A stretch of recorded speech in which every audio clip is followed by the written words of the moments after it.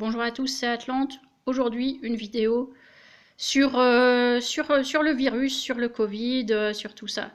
Il y a des choses qui me font tiquer, honnêtement. Voilà, moi je suis pas scientifique, hein, j'ai pas fait d'études de médecine, hein, ou voilà, j'ai pas le profil science. Par contre, j'ai un profil esprit déductif très très puissant depuis toujours, hein. Voilà, donc hier soir j'ai écouté une interview là du professeur Raoult dans l'émission de Laurent Ruquier, qui m'a un petit peu interpellée en fait, parce que le gars, bon, outre le fait que pour moi il s'exprime pas clairement, moi ça fait maintenant plus de 6 mois que la France le connaît, qu'il est interviewé partout, hein, qu'il a voix au chapitre littéralement. Bon, tant mieux, ok, moi j'écoute attentivement et pour moi c'est toujours pas intelligible. Par contre, hier soir, il a parlé d'un truc, c'est du taux d'oxygène dans le sang. Voilà. Alors, pour info, il existe des petits appareils pas chers, hein, pour pouvoir se le mesurer soi-même. Ouais, y a pas besoin de prise de sang, rien du tout. Bon, voilà, donc ça c'est blague à part, hein, si vous voulez vous en acheter. En tout cas, il disait que les gens qui arrivent en réanimation ont eu un taux d'oxygène dans le sang très bas, enfin plus bas que la norme, hein, en dessous de 95%. Voilà. Et qu'il n'y a pas de symptômes à cela. Donc ça veut dire qu'il y a des gens... enfin, il laissait entendre qu'on pouvait sauver des gens comme ça. Mais il ne disait pas, tiens, mesurez-vous ça, ou enfin, il disait rien en fait en vue des Français, pour le français lambda, quoi. Donc, moi, disons que le message, moi, je l'ai capté, mais oui, en fait, il voulait dire quelque chose ou pas? C'est ça la question. Parce qu'en fait, toute la question, elle est là maintenant. Que veulent dire les gens qui s'expriment médicalement au sujet du virus, hein? Alors, est-ce que c'est le même virus, oui ou non? Auquel cas, ça ne s'appelle plus SARS-CoV-2, mais voilà, c'est une variante ou c'est un nouveau virus, et dans ce cas, pourquoi on ne le dit pas? Pourquoi personne ne le dit? Pourquoi c'est pas publicisé? Et ensuite, la maladie en elle-même. Parce que soit effectivement on confine parce que le virus est très grave, parce qu'il entraîne des séquelles beaucoup plus lourdes que les simples symptômes grippaux que les gens ont eu quand ils l'ont eu. Parce qu'en fait, les gens qui l'ont eu un symptôme grippal, hein. Ils ont eu le V grippal, hein, la fièvre, donc fièvre forte, baisse de fièvre, remontée de fièvre, des petits symptômes ORL et une fatigue, voilà ce qu'on a, hein, dans n'importe quelle pathologie hivernale en fait, hein, je vois pas trop la différence, hein, y compris la perte de goût, quand on a le larynx et toute la zone ORL de prise, ma foi, on perd le goût, oui, hein, et l'odorat, hein, ça nous est déjà arrivé avant, hein. Je veux dire, moi ça m'est déjà arrivé plusieurs fois, bon voilà, y compris même la surdité parfois, bon. Donc voilà, les gens que je connais qui l'ont eu n'ont pas été soignés. C'est-à-dire on leur dit, bah restez chez vous, Doliprane et au lit. C'est la médecine aujourd'hui? C'est ça la médecine aujourd'hui en France?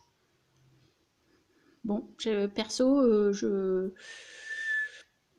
Alors voilà, encore une fois, soit le virus, il est simple, il est anodin, et ok, un Doliprane et au lit, ça suffit. Soit il est très grave, et dans ce cas, où sont les soins? Vous voyez? Mais là, on parle bien de la médecine allopathique. Donc la médecine allopathique, en fait, si j'ai bien compris, hein, c'est bon, rentrer chez vous avec du Doliprane. Et puis, alors si jamais vous étouffez, vous faites le 15. Donc pour moi, on n'a pas trop évolué depuis la dernière fois, sauf que, en fait, on a le droit d'aller chez le médecin. Parce que la dernière fois, ce qui était terrible, c'est que les gens n'avaient plus le droit d'aller chez leur médecin. En mars, avril, mai, là, on n'avait même plus le droit d'aller chez notre médecin. Donc il y a des tas de gens, en fait, ils ont véritablement souffert, hein. Donc voilà, il y a un truc qui m'échappe. Et puis pourquoi les grands pontes de la médecine ne disent pas clairement ce qu'il en est? Vous voyez? Soit ils disent clairement, écoutez, ce virus, c'est une saloperie, on sait pas, on n'a pas tout découvert à son sujet, ne le chopez pas parce que il entraîne des choses bien plus graves derrière. Ou alors ils disent effectivement c'est un virus qui a les pathologies habituelles, les symptômes habituels hivernaux, Puis quand on s'en remet comme du reste. Hein, peut-être un peu plus long, mais on s'en remet comme du reste. Mais il faut le dire, ça. Or, je vois rien là-dessus. Je ne vois rien du tout. Bon. Ensuite, personne ne parle d'homéopathie. Ça aussi, je répète que l'homéopathie a été déremboursée juste avant la pandémie. Or, un certain nombre d'homéopathes dans le monde ont les protocoles pour soigner. Ok? Donc quand je dis homéopathe, je vous enlève tout de suite de la tête l'idée de charlatanisme. Un homéopathe n'est pas un naturopathe. Un naturopathe, par exemple, n'a aucun diplôme valable de médecine.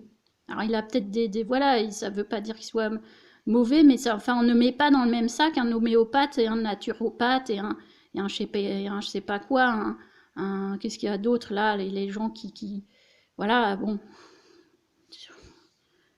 je sais même plus comment ils s'appellent, tous ces gens-là. Bon, l'homéopathie, c'est une discipline de la médecine, et donc les médecins homéopathes ont un diplôme d'état de médecine. Ils ont fait leur internat en CHU, etc. Ok, donc on les met pas dans le même sac. Or, eux, ils ont les protocoles. Et surtout, ils ont un truc en plus, c'est qu'ils parlent de préventif et d'immunité, de renforcement immunitaire. Renforcement immunitaire. Or, vos médecins allopathes là du coin, ils font rien pour renforcer votre immunité, rien du tout. Or, pourtant, c'est bien ça la clé pour être en bonne santé, c'est le préventif. C'est le préventif et c'est l'immunitaire, puisque notre alimentation est très pauvre. Tous nos aliments qui poussent en Europe occidentale n'ont plus aucune valeur, de rien du tout. Donc on est tous partiellement en mauvaise santé ou en carence parce qu'en fait nos aliments, y compris même bio ou nature ou le maraîcher du coin, en fait il vous sert que des aliments qui sont assez pauvres en nutriments, en vitamines, etc. Donc on est tous obligés un peu de se complémenter de manière artificielle, puisqu'on est tous nos sols sont viciés, sont voilà partiellement stériles, etc. On voit bien qu'on n'arrive plus, on en est à chercher des techniques, des techniques du genre technologique pour faire pousser de la bouffe maintenant, alors qu'on a des sols, on est dans un pays de cocagne où tout pousse, quoi, avec des sols qui étaient magnifiques. Voilà, bon, enfin, blague à part, notre alimentation en France, et a fortiori en Europe occidentale, n'est pas orientée santé. Voilà. De toute façon, on n'est pas orienté santé du tout quand on voit qu'on est obligé d'apprendre aux gens à se laver les mains, alors qu'on a bien dit, c'est le lavage de main, c'est le lavage de main, c'est pas cette connerie de masque qu'on remet 3 jours de suite où vous respirez vos miasmes. C'est le lavage de main. Or, maintenant qu'on met le masque parce qu'on a peur du gendarme, on se lave plus les mains. Moi, je vois plus personne qui se lave les mains. C'est la base de l'hygiène. C'est la base de l'hygiène, se laver les mains, se laver tout court. Donc je suis un peu en colère parce que je vois, en fait, il n'y a rien d'intelligible dans tout ça. Donc les gens, moi j'ai toujours dit, ne chopez pas le virus dans le doute, puisque comme on ne sait pas, dans le doute, peut-être que c'est rien du tout ce virus, mais dans le doute, vaut mieux éviter de le choper. Après, on ne sait pas les tests non plus, apparemment, je veux dire, ils trouvent un micro-particules de quelque chose de commun au SARS-CoV-2 et puis vous êtes positif. Donc si ça se trouve, il y a un tas de gens qui ont déjà eu la grippe, comme ils ont été testés positifs en labo, on leur dit que c'était le Covid.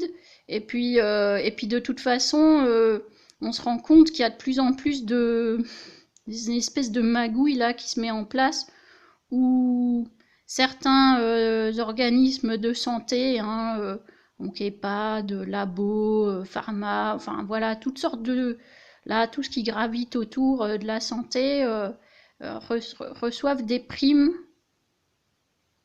quand, quand ils attribuent la cause Covid. Donc j'ai aussi entendu parler de tests surfacturés, puisque tout est remboursé maintenant. Donc il y a du monde, il n'y a pas que, hein, c'est facile de dire Big Pharma, hein, sans savoir de quoi on parle, Big Pharma, Big Pharma.